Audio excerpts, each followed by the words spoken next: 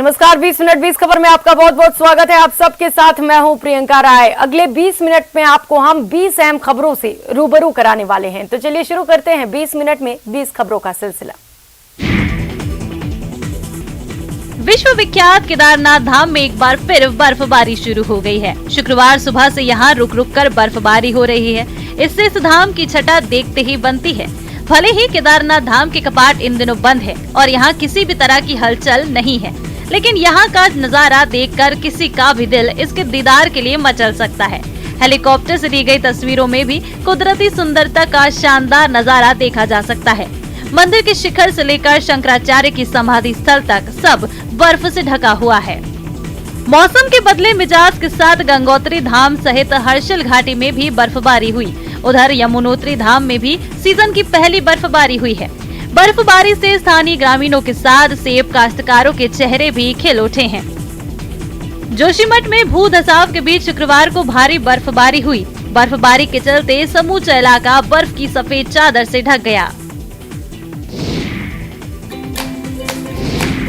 रेलगाड़ी से सफर करने का एक अलग ही आनंद होता है। अब सोचिए, अगर रेल के सफर का आनंद स्कूल में हो तो आपको कैसा लगेगा। कुछ ऐसी ही गुदगुदाने वाली तस्वीर अररिया से सामने आई है, जहां एक स्कूल को रेलगाड़ी की शक्ल दे दी गई है। जहां विद्यालय के कमरे के दरवाजे हैं, वहां ट्रेन में चढ़ने और उतरने के गेट बना दिए गए हैं, जो छात्र छात्राओं को काफी आकर्षित कर रहे हैं। बिहार शिक्षा एक्सप्रेस ट्रेन को देखने के लिए भी लोगों की भीड़ जुट रही है।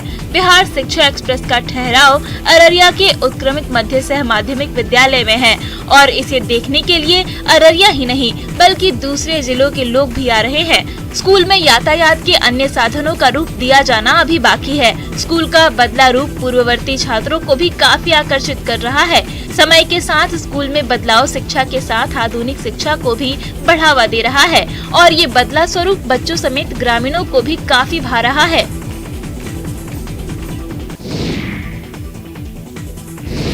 भारत में जम्मू कश्मीर से लेकर पूरे उत्तर भारत और गुजरात के लोग कड़ाके की ठंड को झेल रहे हैं। भारी शीतलहर के कारण आम जनजीवन पूरी तरह से प्रभावित हो रहा है। गुजरात में भी शीतलहर का दौर जारी है। पिछले कुछ दिनों से सर्दी, कोहरे और प्रदूषण का भारी कहर है। इसका असर न सिर्फ इंसानों पर बल्कि पशु पक्षियों पर भी साफ नजर आ रहा है। जी हाँ, इंसानों के साथ पक्षियों पर भी ठंड की मार पड़ रही है। छोटे पक्षियों के पंख कमजोर होते हैं, इसलिए ज्यादा ठंड बर्दाश्त नहीं कर पाते। पंख सिकुड़ने से उनका उड़ना मुश्किल हो जाता है। पर राहत की बात यह है कि यहाँ ऐसा कुछ भी नहीं है। परिंदे चहचहा रहे हैं। तस्वीरें गुजरात के बडोदरा स्थित सयाजी बाग चिड़ियाघर की हैं। यहाँ परिंदों के लिए खास इंतजाम किए गए हैं। सर्दी में परिंदों को सेहतमंद रखने के लिए न सिर्फ उनके पिंजरों को गर्म रखा जा रहा है, बल्कि उन्हें खास डाइट भी दी जा रही है। अनाज की जो बोरियां आती है, तो अनाज की बोरियों के अंदर सूखे घास का भूसा भर के उन्हें अंदर एक चटाई या गद्दे जैसा देते हैं, जिसके ऊपर रात के समय दरमियान वो आराम करके अपना खुद को गर्म रख सकें।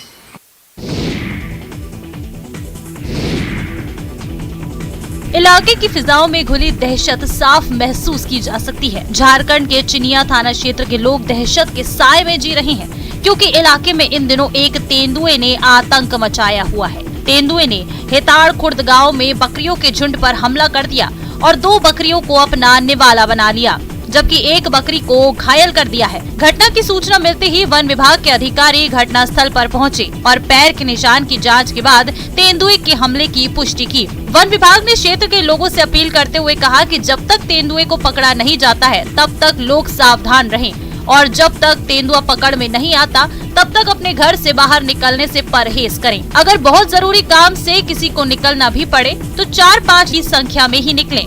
तेंदुए के आतंक से पूरे इलाके में दहशत है। लोग अपने घर में दुबक कर रहने को मजबूर हैं।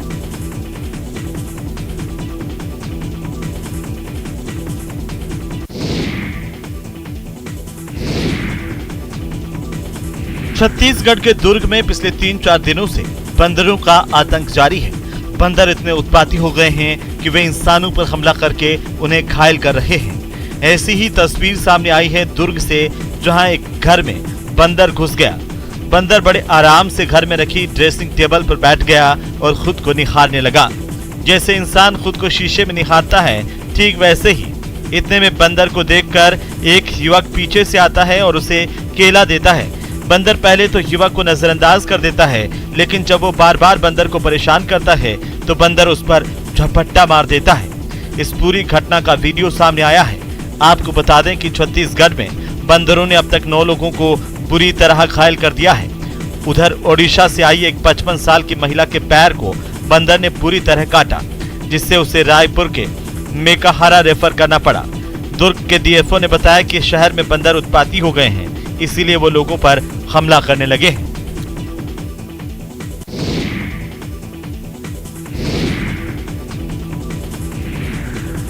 कुदरत अपने अंदर क्या क्या समेटे हुए है, इसके बारे में अंदाजा लगा पाना थोड़ा मुश्किल है, लेकिन समय समय कुछ ऐसी चीजें सामने आ जाती हैं जिसे देखकर 1 मिनट के लिए आपको अपनी आंखों पर यकीन नहीं होगा। हाल ही में एक ऐसा ही वीडियो सामने आया है जिसे देखकर शायद आप भी हैरान रह जाएंगे। वीडियो में एक मछली दिखाई दे रही है जो फुटबॉल की तरह फूली नजर आ रही है। वीडियो में दिखाई दे रही मछली के शरीर पर कांटों की संरचना साफ देखी जा सकती है। जानकारों के अनुसार ये एक पफर फिश है। ज्यादातर पफर फिश में एक जहरीला पदार्थ होता है जो उन्हें दूसरी मछलियों की तुलना में काफी घातक बनाता है। आमतौर पर ये मछली लंबी होती है, लेकिन कभी कभी इसकी बनावट क्रिकेट बॉल जैसी भी हो जाती है। इस वीडियो में जो हैरतअंगेज मछली दिख रही है वो अपने मन के अनुसार अपना आकार बदल लेती है, ठीक वैसे ही जैसे इस वीडियो में लोगों से घिरने के बाद डर से अपना बदन फुला ले रही है।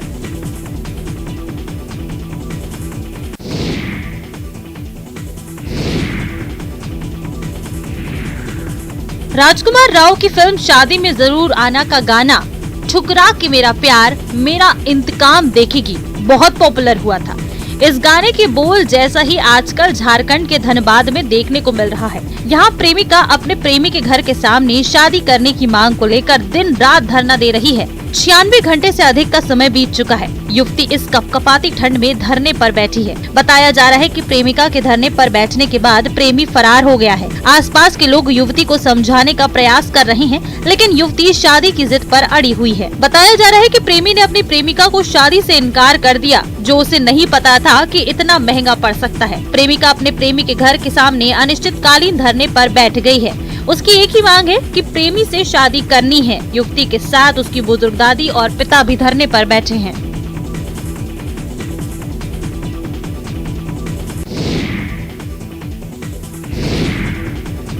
सैलानियों ने आसमान से काशी का वैभव निहारा। शुक्रवार को काशी में चल रहे हॉट एयर बैलून शो का अंतिम दिन था। सैकड़ों लोगों ने 4 दिनों तक काशी की आभा को आसमान से देखा।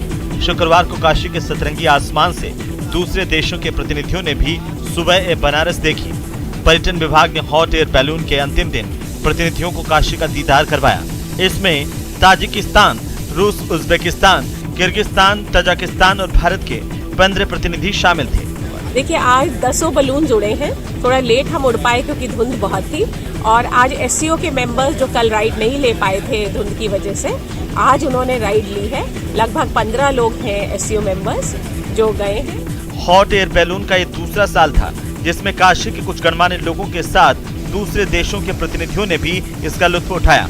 काशी की सतरंगी आभा को देखकर हर कोई आकर्षित हुआ।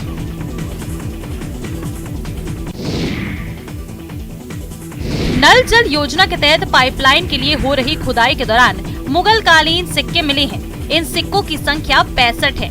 ज्यादातर सिक्के चांदी के हैं। मामला छत्तीसगढ़ के राजनांदगांव गांव का है। पुरातत्व विभाग की टीम ने निरीक्षण कर सिक्कों को जांच के लिए रखा है। मिली जानकारी के मुताबिक ब्लॉक के ग्राम बरगांव 4 भाटा में पाइपलाइन के लिए खुदाई चल रही थी। सभी कर्मचारियों ने चांदी और कुछ धातु के सिक्के देखे। सभी सिक्के एक पात्र में रखे हुए थे। मामले की सूचना तत्काल डोंगरगांव पुलिस को दी गई। इसके बाद पुलिस ने मौके पर पहुंचकर पहले खुदाई बंद कराई और इसकी सूचना पुलिस अधीक्षक और पुरातत्व विभाग सहित संबंधित मजिस्ट्रेट को दी।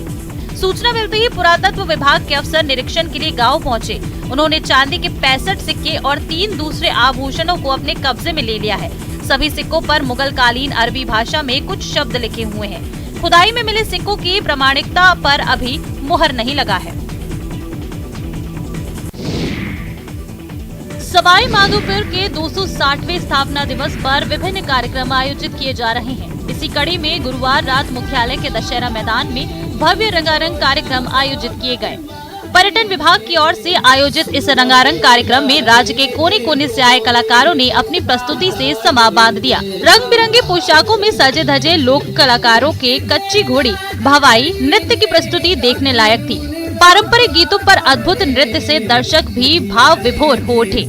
कार्यक्रम में जिले के प्रभारी मंत्री भजन लाल जाटव, जिला कलेक्टर, पुलिस अधीक्षक सुनील बिश्नोई भी मौजूद रहे। स्टूडेंट्स में कंपटीशन की भावना पैदा करने के लिए कृषि विपणन राज्य मंत्री मुरारी लाल मीणा की अभिनव पहल चर्चा में है। विधायक मुरारी लाल मीणा अपने निजी खर्चे से बोर्ड परीक्षाओं में अच्छे अंक लाने वाले विद्यार्थियों को हवाई यात्रा कराते हैं। शुक्रवार को मंत्री मुरारी लाल मीणा दौसा से 20 प्रतिभावान विद्यार्थियों को लेकर उदयपुर के लिए रवाना हुए। इस दौरान जयपुर एयरपोर्ट से उदयपुर हवाई अड्डे तक सभी 20 बच्चे और उनके परिजन हवाई जहाज में बैठे। विद्यार्थी और उनके परिजन जब हवाई जहाज में बैठे तो उनके चेहरे पर खुशी थी। इस दल में अधिकतर लोग पहली बार हवाई जहाज की यात्रा करते नजर आए। विद्यार्थी और उनके परिजन 2 दिन तक उदयपुर में रहेंगे और उसके बाद वापस हवाई मार्ग से ही जयपुर आएंगे। के लिए ये योजना चलाई जिसके तहत हम लोगों को उदयपुर घुमाया जा रहा है और हमें बहुत ही अच्छा महसूस हो रहा है। इससे हमें बहुत प्रोत्साहन मिलता है और हमें देखकर हमारे स्कूल्स के और भी बच्चे प्रोत्साहित होंगे। और मैं बहुत ग्रेट फील कर रहा हूँ कि अगर मैं पहली बार हवाई यात्रा में बैठ रहा हूँ।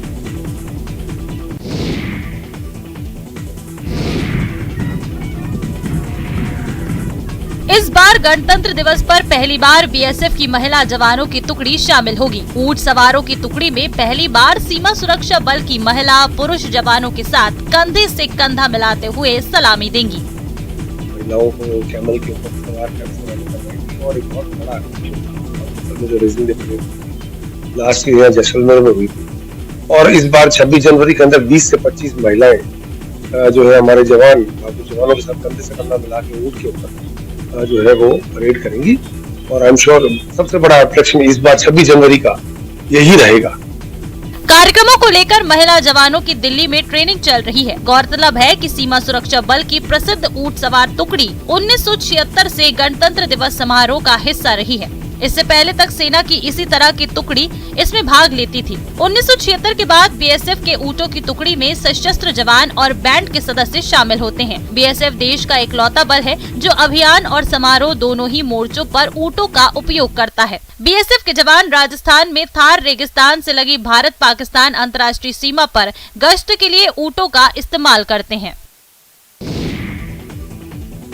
जो घरेलू कंडीशंस थी, हालात थे मेरे, तो वो थोड़े वीक चल रहे थे उन दिनों। तो उसके लिए फीस वगैरह जो मुझे फेयर देनी पड़ती थी वहाँ मागाम से लेके राजबाग आने तक टाइम, तो बहुत ज़्यादा मुश्किल था मेरे लिए। लीक से हटकर चलना, मंजिल हासिल करना कभी आसान नहीं रहा, लेकिन उस शख्स की परेशानियों के बारे में सोचिए जिसके कदम कदम पर मुश्किलों के पहाड़ थे, लेकिन इसकी हिम्मत के हिमालय ने तमाम मुश्किलों को ऐसी मात दी कि जमाना देखता रह गया। जम्मू कश्मीर के बारामूला जिले के एक छोटे से गांव से ताल्लुक रखने वाले तसादुक हुसैन ने एब्स्ट्रैक्ट आर्ट पेंटर के तौर पर पूरी दुनिया में अपना नाम का डंका बजाया है।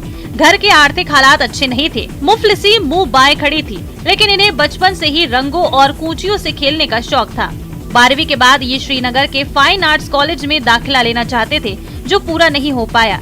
इसके बाद इन्होंने श्रीनगर के institute of music and fine arts में एडमिशन लिया और बाद में दिल्ली के जामिया मिलिया इस्लामिया से पीजी किया। आज इनके एग्जीबिशन से देश ही नहीं विदेश भी धमाल मचाते हैं। Tasadduq Hussain abstract art painter के तौर पर बड़ी तेजी से अपनी पहचान पुख्ता कर रहे हैं।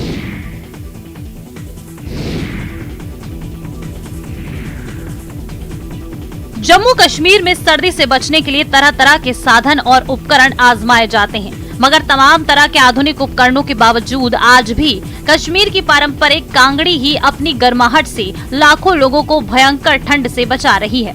यहाँ पहाड़ों पे बहुत जोर से बहुत बर्फ पड़ी हुई है और यहाँ पे बड़ी कड़ाके की सर्दी पड़ रही है, इसलिए हमें कांगड़ी हमारा एक सहारा है। और ये बहुत अधिक बात है कि आज जो कांगड़ी की सेल लगाई है वो भी आधे रेट पे सेल लगाई हुई है। यहाँ साथ यहाँ की 300 की कांगड़ी वो 150 में दे रहे हैं। यहाँ पे कांगड़ी के बगैर यहाँ को रह नहीं सकता है। वैसे कांगड़ी को बनाना आसान नहीं है। बेहद संयम और धीरज के साथ एक कांगड़ी बनकर तैयार होती है। कुम्हार के हाथों तैयार किए गए एक मिट्टी के कटोरे नुमा बर्तन के इर्द गिर्द कश्मीर में पाई जाने वाली विकर नाम की लकड़ी के टुकड़ों से एक तरह की टोकरी बुनी जाती है। बुनी गई इस लकड़ी की टोकरी के ठीक बीचों बीच मिट्टी के कटोरे को इस तरह से बिठा दिया जाता है कि आसानी से मिट्टी का कटोरा न हिलता डुलता है और न ही आसानी से टोकरी से बाहर निकल पाता है। कड़ी मेहनत से तैयार की गई कांगड़ी को बाद में कारीगर अपने अपने ढंग से सजाते हैं। इसी सजावट से कांगड़ी की कीमत तय की जाती है। देश के गर्म इलाकों से कश्मीर आने वाले पर्यटक भी कांगड़ी के आकर्षण से खुद को रोक नहीं पाते और अक्सर अपने ड्राइंग रूम में सजाने के लिए कांगड़ी को खरीद कर ले जाते हैं।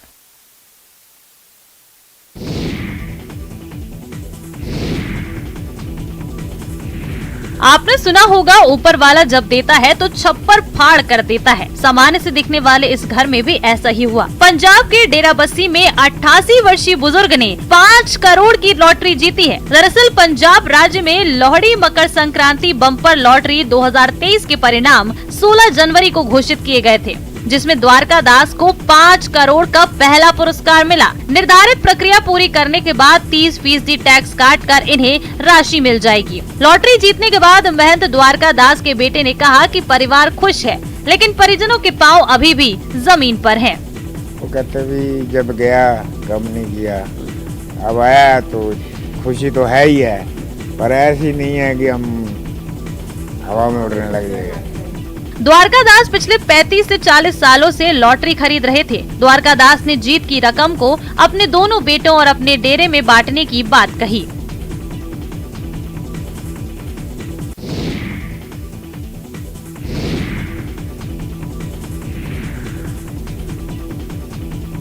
ये बीएसएफ के वो हथियार हैं जिनसे सरहद के निगहबान इतिहास रचते हैं। ये वो ऑटोमेटिक वेपन्स हैं जिनसे देश के दुश्मन खौफ खाते हैं। हिंदुस्तान की ओर आंख उठाने के पहले 1000 बार सोचते हैं। तस्वीरें गुजरात के सूरत की हैं। आजादी के अमृत महोत्सव के तहत सूरत के स्थानीय लोगों, स्कूली बच्चों और सैलानियों के लिए कई कार्यक्रम आयोजित किए जा रहे हैं। वहीं बीएसएफ की ओर से एक प्रदर्शनी का आयोजन किया गया है। इसमें फोटो एग्जीबिशन, वेपन डिस्प्ले का प्रदर्शन किया गया, जिससे युवाओं को बीएसएफ द्वारा इस्तेमाल किए जाने वाले हथियारों के बारे में पूरी जानकारी मिल सके। लोग जान सके कि बीएसएफ के जवान किन विपरीत परिस्थितियों में देश की अग्रिम पंक्ति बनकर मुस्तैदी के साथ अपने फर्ज को अंजाम दे रहे हैं। बीएसएफ के जितने हथियार हैं उसका यहाँ पर डिस्प्ले है और काफी इंटरेस्ट है इसमें। मुझे अभी कमिश्नर सर ने रिक्वेस्ट बोला है कि इसको कल के लिए और रखा जाए, तो हम इस कार्यक्रम को कल रखेंगे ताकि बच्चे यहाँ पर आए, स्कूल के जो छात्र हैं, छात्र छात्राएं आके उनका ज्ञानवर्धन बढ़ेगा तो और उनको प्रेरणा भी मिलेगी आगे जाके सीमा सुरक्षा बल या अन्य पुलिस डिपार्टमेंट। ये वो दर है जहां से आज तक कोई मायूस नहीं लौटा। ये वो दर है जहां हिंदू, मुस्लिम, सिख, ईसाई फैज पाते हैं, अपनी बिगड़ती बनाते हैं। तस्वीरें अजमेर की हैं। महान सूफी संत हजरत ख्वाजा मोइनुद्दीन हसन चिश्ती की 811वें उर्स में 2 साल बाद पड़ोसी मुल्क से जत्था शिरकत करने आ रहा है। पाकिस्तान से 400 जायरीन दरगाह की जियारत में शामिल होंगे। पाक जायरीनों के जत्थे की खबर पर अजमेर प्रशासन, पुलिस महकमा और सुरक्षा एजेंसियां अलर्ट हो गए हैं। जानकारी के मुताबिक पाक जायरीन के ग्रुप की 24 जनवरी को अजमेर पहुँचने की उम्मीद है। जो मिनिस्ट्री ऑफ एक्सटर्नल अफेयर्स से जो कम्युनिकेशन हमारे पास आ गया आने वाले दिनों के अंदर 24 तारीख को उनका आना एक्सपेक्टेड है और जो जत्था है उनकी लिस्ट हमारे पास आ गई है, अभी उसको वेरीफाई किया जा रहा है। कितने लोग आएंगे वो फाइनल उसके बाद भी रहेगा। पाक जत्था के करीब 1 सप्ताह से अधिक समय तक अजमेर में ही रहने का कार्यक्रम प्रस्तावित है। बताया जा रहा है कि सेंट्रल गर्ल्स स्कूल में पाक जत्थे के लिए आवास और दूसरी व्यवस्थाएं की जा रही हैं। आपको बताते चलें कि अजमेर उर्स की विधिवत शुरुआत रजब महीने का चांद दिखाई देने पर 22 जनवरी की रात से होगी। उर्स में दरगाह शरीफ आने वाले जायरीनों के लिए जिला प्रशासन और दरगाह कमेटी ने माकूल बंदोबस्त किए हैं। बिहार के वैशाली में 3 हथियारबंद अपराधियों ने एक किराना व्यवसायी से लूटपाट की घटना को अंजाम दिया है, जिससे दुकानदारों में दहशत है।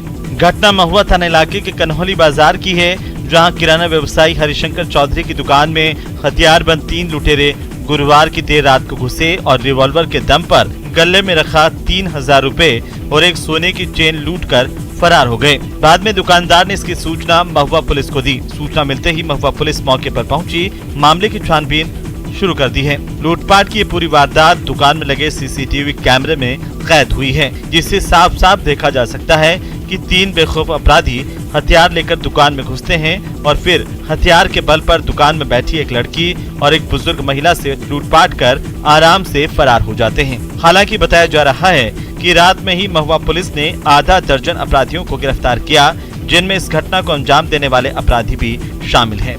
पुलिस इनसे पूछताछ कर रही है।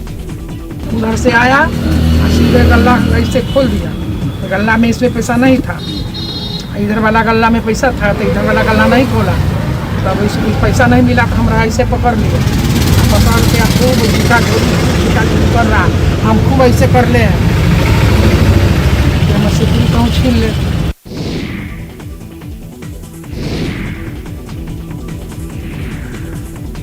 नांदेड़ से अमृतसर जा रही सचखंड एक्सप्रेस के सामान्य कोच में सिगरेट पीने को लेकर 2 यात्रियों में झगड़ा हो गया। सिख यात्री ने तलवार निकाल ली, इस कारण दूसरे यात्री पवन के हाथ पर चोट आ गई। आगरा से मैंने सरदार मतलब सबसे ट्रेन में लड़ाई करने लगा था, तो वो मेरे से भी लड़ने लगा, तलवार दिखाने लगा, तलवार पे पट्टा चढ़ा हुआ था, तो उसने मेरे यहाँ पर तलवार मारी। उस समय मेरे कुछ नहीं हुआ और उसने मेरे लात मारी, गाली बकने लगा। मिली जानकारी के मुताबिक नांदेड़ के सरदार मोहन सिंह अमृतसर जा रहे थे।